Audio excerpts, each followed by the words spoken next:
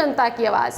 दोस्तों 8 नवंबर 2016 रात 8 बजे प्रधानमंत्री नरेंद्र मोदी जी टीवी पर आए। देश के नाम अपनी स्पीच में उन्होंने कहा कि रात 12 बजे से 1000 और 500 के नोट चलन से बाहर हो जाएंगे।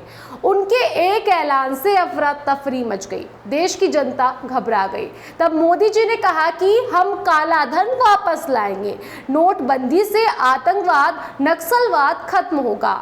अब सरकार के पास कितना काला धन वापस आया ये तो पता नहीं, लेकिन दोस्तों आरबीआई ने 2000 रुपए का नोट सर्कुलेशन से वापस लेने का ऐलान कर दिया है। जी हाँ दोस्तों, अब ये 2000 के गुलाबी नोट जल्द आपको मार्केट में दिखाई नहीं देंगे। आरबीआई ने बैंकों को 23 मई से 30 सितंबर तक 2000 के नोट लेकर बदलने के निर्देश दिए हैं। दोस्तों 2000 के नोट बंद करने का मोदी सरकार की आरबीआई का फैसला एक भूल सुधार क्यों है, आज हम अपनी वीडियो में इसी पर चर्चा करेंगे। दोस्तों 2000 के नोट छापना क्यों नोटबंदी के असल मकसद से उलट था, इसे समझने के लिए सबसे पहले काले धन को जानना जरूरी है।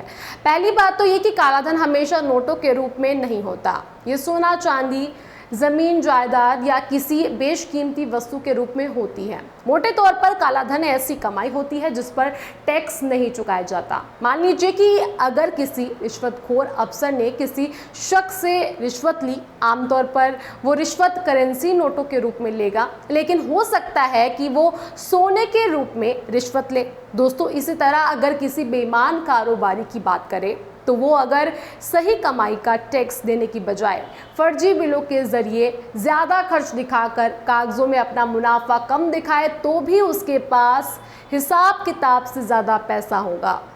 दोस्तों ऐसे हालात में दोनों यानी कि रिश्वतखोर अफसर और बेईमान कारोबारी इस रकम को नकद नोटों के रूप में रखना पसंद करेंगे। हालांकि ऐसा भी हो सकता है कि बिना हिसाब किताब के इस रकम को जमीन जायदाद या सोना चांदी खरीद कर काला धन जमा कर लें। आमतौर पर माना जाता है कि खालिस नोटों के रूप में बिना हिसाब किताब वाला धन यानी काला धन जमा करना आसान होता है। ऐसा करने में बड़ी वैल्यू वाले नोट सबसे सुविधाजनक होते हैं। उन्हें रखने में भी आसानी होती है, छिपाने में भी आसानी होती है और बिना सरकारी निगरानी से लेन देन में भी आसानी है। दोस्तों यही वो वजह है कि दुनिया भर में जब भी काले धन को रोकने के मकसद से नोटबंदी की जाती है तो उसके निशाने पर बड़ी वैल्यू के नोट होते हैं। लेकिन मोदी सरकार ने क्या किया, 1000 नोट बंद तो कर दिए, लेकिन मार्केट में उससे बड़े वैल्यू वाला 2000 का नोट जारी कर दिया। अब बताइए ये कहाँ की समझदारी थी। दोस्तों अब नोटबंदी को इंसानी फितरत यानी आदत से समझते हैं। आप सभी ने अक्सर सुना होगा कि भाई मेरे जेब में बड़ा नोट है, मैं इसे नहीं तुड़वाऊंगा, यानी इसे खर्च नहीं करूंगा। दोस्तों यही है हम इंसानों की फितरत। दुनिया भर में लोग बड़ी वैल्यू के नोटों को ज़्यादा जमा करते हैं, खर्च कम करते हैं। और वहीं अगर कमाई के नज़रिए से भी देखें तो भारत जैसे देश में ये आदत भी और मजबूरी भी है।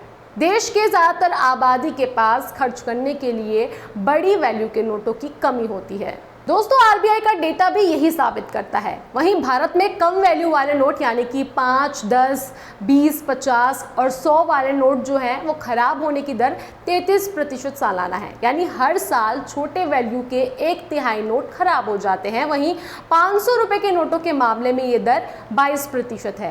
काले धन के आकलन में इस आंकड़े का भी इस्तेमाल होता है। माना जाता है कि जो नोट काले धन के रूप में स्टोर हैं उनके खराब होने की दर बहुत कम होगी, यानी असल लेन देन में छोटी वैल्यू के नोटों का ही हिस्सा ज्यादा होता है।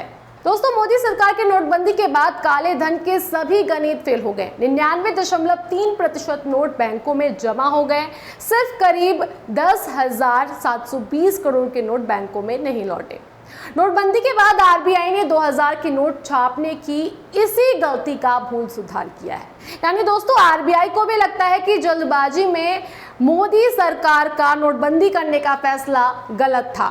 दोस्तों 2000 के जो गुलाबी नोट बंद कर दिए गए हैं उस पर आपका क्या कहना है, आप हमें कमेंट बॉक्स में कमेंट कर जरूर बताएं और बाकी खबरों के लिए देखते रहिए जनता की आवाज़ और हमारे चैनल को सब्सक्राइब करें और लाइक भी करें। जनता की आवाज़ यूट्यूब चैनल को सब्सक्राइब करें, साथ ही बेल आइकन जरूर दबाएं।